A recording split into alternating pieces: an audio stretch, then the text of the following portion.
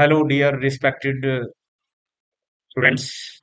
I am Pradesh Sharma, and today I am discussing about the history.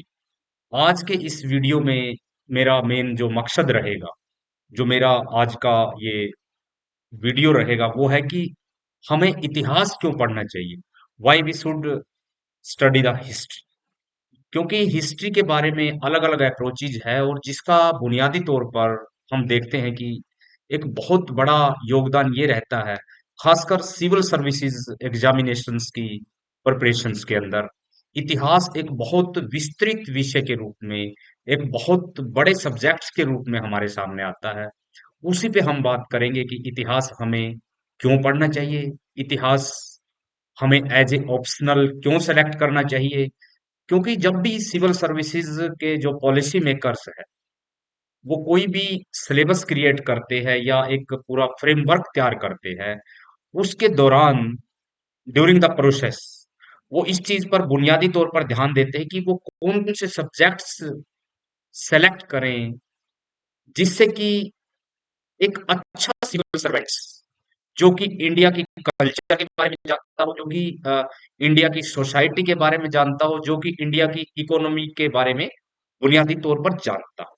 क्योंकि जो बुनियादी तौर पर यूनियन पब्लिक सर्विस कमीशन का एक मिशन, एक उनका ऑब्जेक्टिव ये रहता है कि वो ऐसा सिविल सर्वेंट्स चाहते हैं, कि स्मार्ट सिविल सर्वेंट्स जो सिर्फ हार्ड वर्क ही ना करे बल्कि वो एक स्मार्ट वर्क करे, और उस स्मार्ट वर्क करने के दौरान उसको अपने इतिहास की, अपने बुनियादी पास्ट की जानकारी जरूर हो।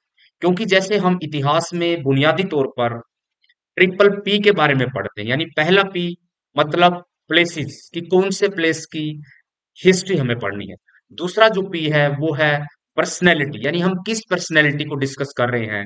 हम डॉक्टर अंबेडकर को डिस्कस कर रहे हैं, हम महात्मा गांधी को डिस्कस कर रहे हैं, हम नेताजी सुभाष चंद्र बोस को डिस्कस कर रहे हैं, हम जवाहरलाल नेहरू को, इस तरह। और जो थर्ड पी होता है वो होता है पीरियड, यानी किस टाइम को हम डिस्कस करना चाह रहे हैं।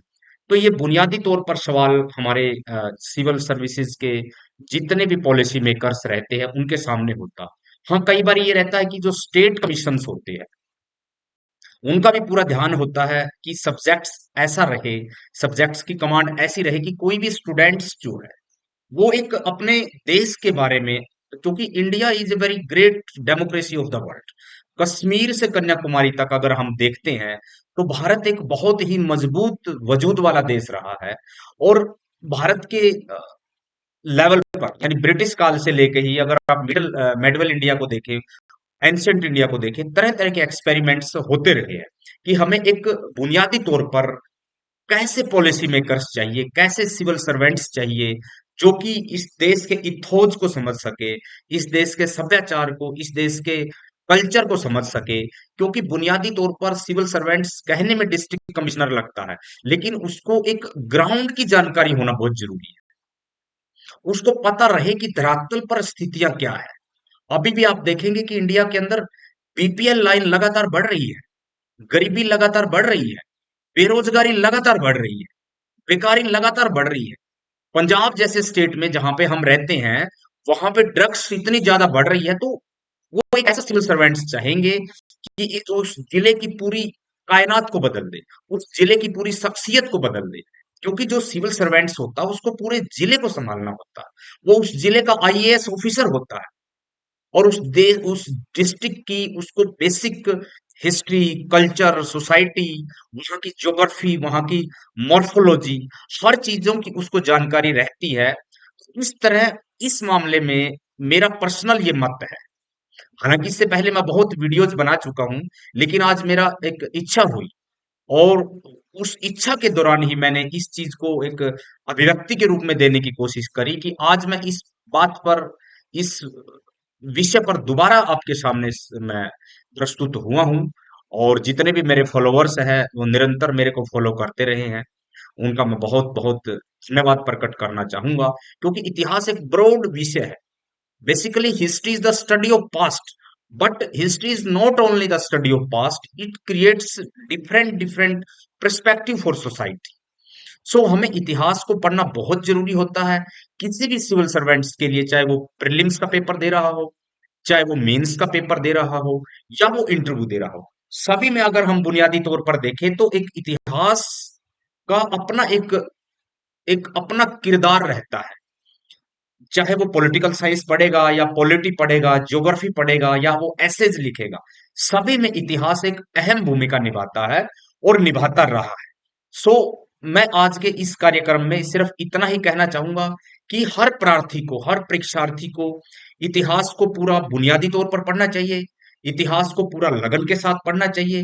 हाँ, ये उस पर डिपेंड करता है कि वो किस हिस्ट्री में अपना इंटरेस्ट बनाता है। जैसे हम इतिहास को 3 भागों में डिवाइड करते हैं: एंशियंट हिस्ट्री, मेडिवल हिस्ट्री और मॉडर्न हिस्ट्री, यानी प्राचीन काल का इतिहास, मध्यकाल का इतिहास और आधुनिक काल का इतिहास। तो इन तीनों ही विषयों को भी वो एक अलग अलग तरीके से ही पढ़ सकता है, और अगर इनको वो कंटिन्यूटी में पढ़ लेता है तो उसका एक सोने पे सुहागा जैसी बात हो जाती है। अगर वो वर्ल्ड हिस्ट्री में भी अपनी अप्रोच बनाना चाहे तो बुनियादी तौर पर वो उसको भी पढ़ सकता है, क्योंकि विश्व इतिहास में ऐसी कई घटनाएं घटी है जिससे हमें एक विशेष सबक मिलता है। चाहे आप फर्स्ट वर्ल्ड वार देख सकते हैं 1914 से लेकर जो 1919 तक हुआ, सेकंड वर्ल्ड वार देख सकते हैं जो कि 1939 से 1945 तक हुआ, या आर्थिक मंदी आई 1929 से लगातार चलती रही। तो इस तरह ऐसे कई जैसे इतिहास में, विश्व के इतिहास में घटनाएं घटती है जो कि एक बहुत बड़ा रोल प्ले करती है हमारी सोसाइटी के लिए, कल्चर के लिए। तो मेरी आपसे यही एक तरह की एडवाइस है कि आपको इतिहास को जरूर पढ़ना चाहिए। कहते हैं ना कि जिस कौम का कोई इतिहास नहीं होता उसका कभी भविष्य नहीं बनता। तो इसलिए हमें अपने इतिहास का पता होना चाहिए। लेकिन आजकल प्रॉब्लम्स क्या आ गई है कि अगर हमसे कोई पूछे कि आप अपनी 4-5 पीढ़ियां पीछे वाली बताइए, तो बड़ा दुख की बात होती है कि आज की जनरेशन को पता नहीं रहता कि उसके ग्रैंडफादर का नाम क्या था, उससे आगे वाले कौन थे, फोर फादर्स। तो ये एक बहुत नुकसानदायक, क्योंकि आज का जो यूथ है वो लगातार थोड़ा सा डाइवर्ट हो रहा है। तो मेरी सभी से ये एक एडवाइस है कि आप अपने इतिहास के बारे में, चाहे वो किसी सोसाइटी का इतिहास है, चाहे वो किसी विलेज का इतिहास है, चाहे वो किसी तहसील का इतिहास है, सब डिवीजन का इतिहास है, डिस्ट्रिक्ट का इतिहास है, या किसी राज्य या स्टेट का या किसी कंट्री का इतिहास है, इतिहास को बुनियादी तौर पर जानना जरूरी है। कहते हैं ना कि इतिहास हमें विवेक पैदा करता है। जो लोग अपने इतिहास में विश्वास करते तो वो बहुत लंबी रेस के घोड़े होते हैं। उनको पता होना है कि हमें कैसे चलना है, क्या हमारा मेन मोटो रहेगा, क्या हमारा एजेंडा रहेगा। तो आज के इसमें मैं सिर्फ इतना ही कहना चाहूंगा कि चाहे किसी भी परीक्षा को आप दे रहे हो, चाहे आप सिविल सर्विसेज के एस्पिरेंट्स हैं, चाहे आप बैंकिंग की तैयारी कर रहे हैं, चाहे आप रेलवे की तैयारी कर रहे हैं, चाहे आप कोई एसएससी वगैरह की तैयारी कर रहे हैं, या कोई पब्लिक सर्विस कमीशन, चाहे वो पंजाब हो, हरियाणा हो, उत्तर प्रदेश, बिहार, उत्तराखंड, तो उन सभी में इतिहास का एक अहम रोल है। तो मेरी आज के युवाओं को यही गुजारिश है कि वो कम से कम इतिहास को जरूर पढ़े, अपने देश के इतिहास को, ताकि उनको एक समझ विकसित होगी कि हमारा देश यहाँ तक आने में, अभी जैसे भारत को आजाद हुए लगभग लगभग 75 ईयर हो चुके हैं। तो हमें बुनियादी तौर पर यह पता होना चाहिए कि हम कैसे अंग्रेजों की गुलामी से मुक्त हुए, कैसा मध्यकाल था, कैसा प्राचीन काल था। तो इन सब विषयों पर आपकी एक ब्रॉड समझ विकसित होती है। इन सब विषयों पर आप एक विस्तृत रूप से सोचते हैं अगर आप इतिहास को पढ़ते हैं तो, क्योंकि इतिहास हमारे को एक विवेक देता है, एक विजडम देता है, आगे बढ़ने का रास्ता दिखाता है। तो आज के इस एपिसोड में सिर्फ मैं इतना ही कहना चाहूंगा। सभी को बहुत बहुत थैंक यू, सभी का बहुत बहुत धन्यवाद कि आपने इतना पेशेंटली मेरे को सुना।